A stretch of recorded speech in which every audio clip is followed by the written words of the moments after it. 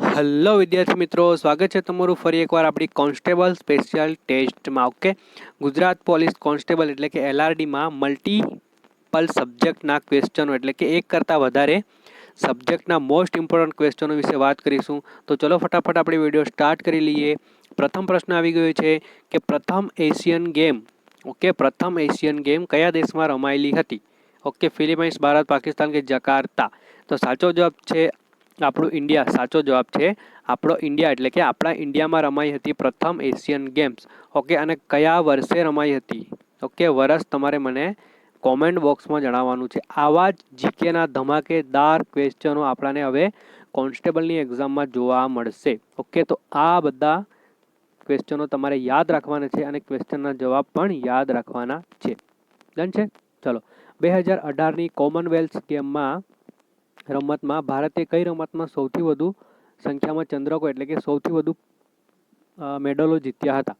2018ની જે Commonwealth game જે રમાઈ હતી એમાં ભારત જે હતું એને કઈ રમતમાં સૌથી વધુ મેડલો જીત્યા હતા? તો અહીં તમારો સાચો જવાબ છે કે શૂટિંગમાં ભારતે સૌથી વધુ પદકો જીત્યા હતા. ડન છે? ચલો, 2018ની એશિયન ગેમ્સમાં કુલ કેટલા દેશોએ ભાગ લીધો હતો? તો કે ભાઈ 45 દેશોએ ભાગ લીધો હતો 2018ની એશિયન ગેમ્સમાં. ડન છે? ચલો, 2017 અને 18માં રમાયેલી રણજી ટ્રોફી કોણે જીતેલી હતી? 2017 અને 18માં જે રણજી ટ્રોફી રમાયેલી એ કઈ ટીમે જીતી હતી? તો સાચો જવાબ છે સી, એટલે કે વિદર્ભની ટીમ જે હતી એણે 2017 અને 18માં રમાયેલી રણજી ટ્રોફી જીતી હતી. ડન છે? ચલો, નીચેના પૈકી કઈ વિકાસ બેંક નથી? ઓકે, નીચે બેંકો આપેલી છે એમાંથી કઈ બેંક એવી છે જે વિકાસ બેંક નથી? તો અહીં તમારો સાચો જવાબ છે સ્ટેટ બેંક ઓફ ઇન્ડિયા, એટલે કે SBI જે છે એ વિકાસ બેંક નથી. ડન છે? ચલો, અમદાવાદ શહેર ખાલી જગ્યા ધરતીકંપ પરિક્ષેત્રમાં આવે છે. અમદાવાદ શહેર જે છે એ કયા ધરતીકંપ પરિક્ષેત્રમાં આવે છે? તો સાચો જવાબ છે 3 નંબરના ધરતીકંપ પરિક્ષેત્રમાં આવે છે. કચ્છ કયા પરિક્ષેત્રમાં આવે છે? ધરતીકંપના કયા ઝોનમાં આવે છે? કચ્છ જે છે આપણું કયા ધરતીકંપના કયા ઝોનમાં આવે છે? તમારે મને કોમેન્ટમાં જણાવવાનું છે. આવા બધા જીકેના ક્વેશ્ચનો પૂછાવાની હવે સંભાવના છે. ચલો, ખાલી જગ્યા નદીના કાંઠે પ્રભાસ પાટણ આવેલું છે. હવે અહીં એક ક્વેશ્ચનમાં તમને આન્સર કહી દઉં કે જે પ્રભાસ પાટણ છે ને સોમનાથ, ઓકે, પ્રભાસ પાટણ 3 નદીના કિનારે આવેલું છે. તો અહીં તમને એક જ નદી તમારે લેવાની છે કે કઈ નદીના કાંઠે આવેલું છે? તો કે ભાઈ સાચો જવાબ છે તમારો હિરણ. ઓકે, હિરણ જોડે આવશે કપિલા અને બીજી આવશે મારા ખ્યાલથી સરસ્વતી. ઓકે, હિરણ, કપિલા અને સરસ્વતી નદીના કિનારે આવેલું છે આપણું પ્રભાસ પાટણ.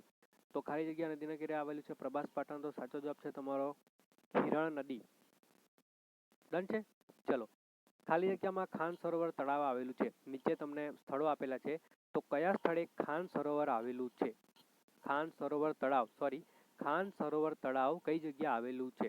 તો સાચો જવાબ છે અણહિલ પાટણ, એટલે કે અણહિલપુર પાટણ જે છે ત્યાં આવેલું છે તમારું ખાન સરોવર તળાવ. ડન છે? યાદ રાખવાનું છે ખાન સરોવર તળાવ આવેલું છે પાટણમાં. ચલો, સાગવંડી, ઊંડ અને પાર ખાલી જગ્યાના નામ છે. ઓકે, આમાંથી આ જે 3 શબ્દો આપેલા છે ને એમાંથી તમને એક પણ શબ્દનો મતલબ ખબર હોય તો નીચેનામાંથી તમને જવાબ મળી જાય. ઓકે, મને ખબર છે આઈ થિંક કે પાર જે છે ને એક નદી છે જે વલસાડ સાઈડ આવેલી છે. ઓકે, એવી રીતે તમે યાદ રાખી શકો. જો તમને ઊંડ એ પણ નદીનો પ્રકાર છે, સાગવંડી એ પણ નદી જ છે, પ્રકાર નથી, નદીનું નામ છે. તો સાચો જવાબ છે તમારો આ બધી જે છે એ નદીઓ છે. ઓકે, પાર નદી આવેલી છે આપણા વલસાડ સાઈડ. ઓકે, દમણ અને વલસાડ સાઈડ આવેલી છે પાર નદી.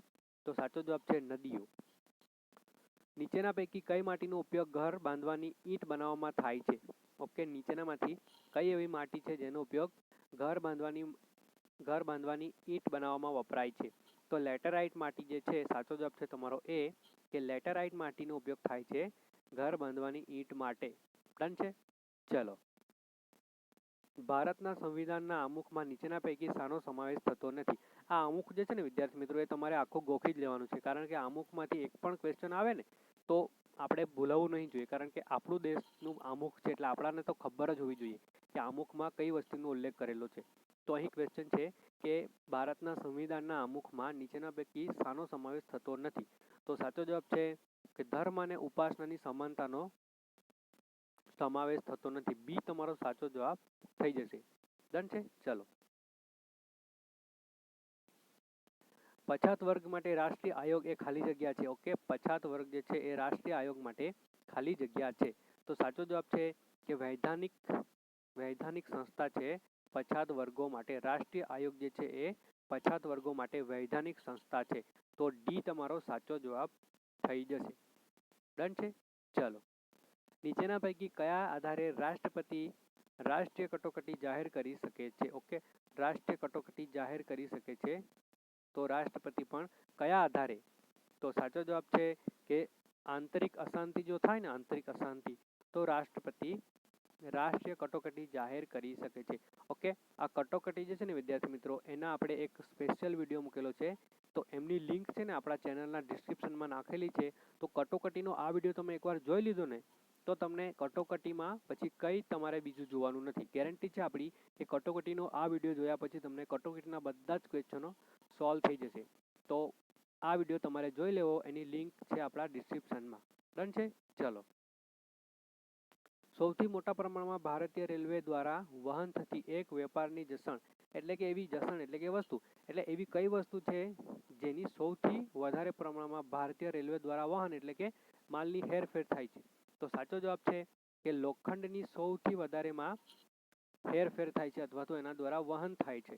તો સાચો જવાબ છે તમારો લોખંડ. આપણા ભારતના રેલવેમાં સૌથી વધુ લોખંડની હેરફેર થાય છે. ડન છે? ચલો. જ્યારે નાણાં પુરવઠો વધે અને નાણાંની માંગ ઘટે ત્યારે શું થાય? ઓકે, નાણાં પુરવઠો વધે, ઓકે, નાણાં પુરવઠો વધે અને નાણાંની માંગ ઘટે તો શું થાય? તો કે ભાઈ વ્યાજના દરમાં ઘટાડો થાય છે. બી તમારો રાઈટ આન્સર છે કે વ્યાજના દરમાં ઘટાડો થાય છે. ડન છે? ચલો. નીચેના પૈકી કયો દર જીએસટી દ્વારા સમાવિષ્ટ નથી? ઓકે, જીએસટી આપણા બંધારણના કયા અનુચ્છેદમાં ઉમેરવામાં આવી? ઓકે, આના પરથી તમને ઘણા બધા ક્વેશ્ચન પૂછાય છે કે બંધારણના કયા અનુચ્છેદમાં ઉમેરવામાં આવી, બંધારણમાં કયો સુધારો કરીને જીએસટીને ઉમેરવામાં આવ્યો, અને જીએસટી 2017માં લાગુ થયેલી, પણ કયા મહિનામાં લાગુ થયેલી? તો જીએસટી પર જેટલા પણ ક્વેશ્ચન આવે તો એક નોટબુકમાં તમારે એક પેજ આખું જીએસટીનું બનાવી દેવાનું કે જીએસટીમાં આ તારીખે લાગુ થયેલી હતી, બંધારણના આ સુધારામાં ઉમેરાયેલી હતી. એ રીતે તમારે આખું જીએસટી વિશે લખી દેવાનું. તો જીએસટીનો એક પણ ક્વેશ્ચન પૂછાય તો આપણાને આવડવો જોઈએ. ચલો, અહીં ક્વેશ્ચન એવો છે કે નીચેના પૈકી કયો દર જીએસટી દ્વારા સમાવિષ્ટ નથી? તો કે ભાઈ વાહન નોંધણીનો જે કર છે એ જીએસટી દ્વારા સમાવિષ્ટ નથી. તો ડી તમારો રાઈટ આન્સર થઈ જશે. ડન છે? ચલો. નીચેનામાંથી કઈ નદી દ્વિકલ્પ નદી નથી? ઓકે, હવે તમારે દ્વિકલ્પ નદી સમજવું પડે કે દ્વિકલ્પ નદી એટલે કઈ રીતની નદી. તો નીચેનામાંથી કઈ નદી દ્વિકલ્પ નથી?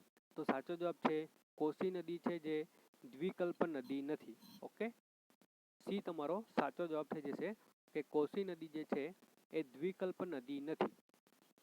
ચલો. કઈ નદી ગ્રહજાત પર્વતમાળાને બે ભાગમાં વિભાજિત કરે છે?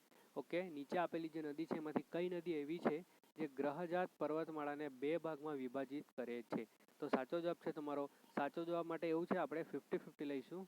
મહાનદી આવશે કે તાપી નદી આવશે? તમને હું દર વખતની જેમ તમારા માટે એક સ્પેશિયલ ક્વેશ્ચન હોય છે કે તમારે મને કોમેન્ટમાં જણાવવાનું છે કે કઈ નદી જે છે એ બે પર્વતમાળાને બે ભાગમાં વિભાજિત કરે છે. તો તાપી નદી આવશે કે પછી મહાનદી આવશે? ઓકે, તો તમારે 50-50 આન્સર છે. આ બે તો નહીં જ આવે, ગોમતી અને ગોદાવરી, પણ મહાનદી અને તાપી નદીમાંથી તમારે મને કોમેન્ટમાં જણાવવાનું છે. ચલો. ઓડિશા નદીનું ચિલ્કા અને તમિલનાડુનું પુલકિત સરોવર જે છે, ઓકે, ઓડિશામાં આવેલું ચિલ્કા સરોવર અને તમિલનાડુમાં આવેલું પુલકિત સરોવર, એ સરોવરના દ્રષ્ટાંત એટલે કે એ સરોવર કેવા પ્રકારના છે? ઓકે, તમારે જણાવવાનું છે કે ચિલ્કા સરોવર અને પુલકિત સરોવર કેવા પ્રકારના છે? તો કે ભાઈ લગૂન, તાજા પાણીના, જ્વાળામુખી કે ફાણખીડ? તો સાચો જવાબ છે કે લગૂન પ્રકારના છે. ઓકે, એક આખું વિદ્યાર્થી મિત્રો સપાટ એટલે તટીય, ઓકે, તટીય હોય ને, આખું તટીય એટલે કે દૂર દૂર સુધી તમને પાણી દેખાતું હોય ને, એમને લગૂન સરોવર કહેવામાં આવે છે. ઓકે, અને જ્વાળામુખી પરથી યાદ આવ્યું કે જે લોનાર સરોવર છે, લોનાર સરોવર આવેલું છે આપણા મહારાષ્ટ્રના લુણગાડા જિલ્લામાં. એ ઉલ્કાથી સ્થાપિત થયેલું સૌથી જૂનું સરોવર છે, જેમાં હજુ પણ પાણી સુકાયું નથી. તો લોનાર સરોવર યાદ રાખવાનું છે કે મહારાષ્ટ્રમાં આવેલું છે. અને ચિલ્કા અને પુલકિત સરોવર જે છે એ લઘુન પ્રકારના સરોવર છે. ચલો, સરોવરો તમારે ખાસ યાદ કરવાના. આખા ભારતના સરોવરો છે, રાષ્ટ્રીય ઉદ્યાનો છે, તમને ખાસ પૂછાવાની સંભાવના છે, કારણ કે ગુજરાતની ભૂગોળ અને ભારતની ભૂગોળ એમાં તમારે ખાસ નદીઓ, સરોવરો, બંધ આવેલા છે એ, પછી રાષ્ટ્રીય ઉદ્યાનો, એ તમારે મોસ્ટ ઉચ્ચ શિખરો જે બી પર્વતમાળા આવેલી છે, અરવલ્લી પર્વતમાળા છે, સાતપુડા છે, સહ્યાદ્રી છે, હિમાલય જેના ઉચ્ચ જે શિખરો છે ને એ તમારે ખાસ કરીને યાદ કરી જવાના છે, કારણ કે એ પૂછાતા હોય છે. ચલો, ગોલ, પલ્લા, ચાક્ષી અને ખાગા શું છે? ઓકે, આમાંથી તમને એકનો પણ મતલબ ખબર હોય ને તો તમને આમાંથી ક્વેશ્ચનનો જવાબ આવડી જાય. તો કે ભાઈ ગોલ, પલ્લા, ચાક્ષી અને ખાગા માછલીની જાતો છે. ઓકે, આપણને ખાલી પાપલેટ ખબર હોય કે જે લોકો દમણ જતા હોય એમને પાપલેટ ખબર હોય કે પાપલેટ માછલી આવે. તો અહીં તમારી આ બધી જે વસ્તુ આપેલી છે માછલીની જાતો છે. ડન છે? ચલો, પટ્ટચિત્ર ચિત્રકલાની પરંપરાગત શૈલી નીચેના પૈકી કયા રાજ્યની છે? ઓકે, પટ્ટચિત્રકલા જે છે, ચિત્રકલા પરંપરાગત શૈલી નીચેના કયા રાજ્યની છે? તો કે ભાઈ ઓરિસ્સા રાજ્યની છે પટ્ટુ ચિત્રકલા. ઓકે, પટ્ટુ ચિત્રકલા ઓરિસ્સાની છે. ડન છે? યાદ રાખવાનું છે. ચલો, થેન્ક યુ ફોર વોચિંગ વિદ્યાર્થી મિત્રો. ફેક્ટ બેઝ પર પૂછાતા આપણે એક પેજ લઈને આવ્યા છે, એમનું સ્ક્રીનશોટ તમે લઈ શકો છો કે દ્રાક્ષની ખેતી એટલે વેટિકલ્ચર. ઓકે, અહીં તમારે ગલત લેવાઈ ગયું છે. પાણીમાં છોડ વાવવું એટલે હાઇડ્રોપોનિક્સ, હવામાં છોડ વાવવું એટલે એટ્રોપોનિક, અને શાકભાજી ઉત્પાદન એટલે ઓરેલી કલ્ચર. ઓકે, મળીએ છીએ બીજા 20 થી 25 મોસ્ટ ઇમ્પોર્ટન્ટ ક્વેશ્ચન લઈને મલ્ટી વિષય સાથે. ઓકે, આપણે ફેક્ટ બેઝ પર મૂક્યા છે ભારતનું ગુજરાત અને ભારતનો ઇતિહાસ, તો એમાં એટલા ઇન્ટરેસ્ટેડ નથી રહેતા વિદ્યાર્થી મિત્રો. તો હવે આપણે મલ્ટી ક્વેશ્ચનમાં મળીશું. તો થેન્ક યુ ફોર વિદ્યાર્થી મિત્રો વોચિંગ ફોર. Thank you. જય હિન્દ, જય ભારત.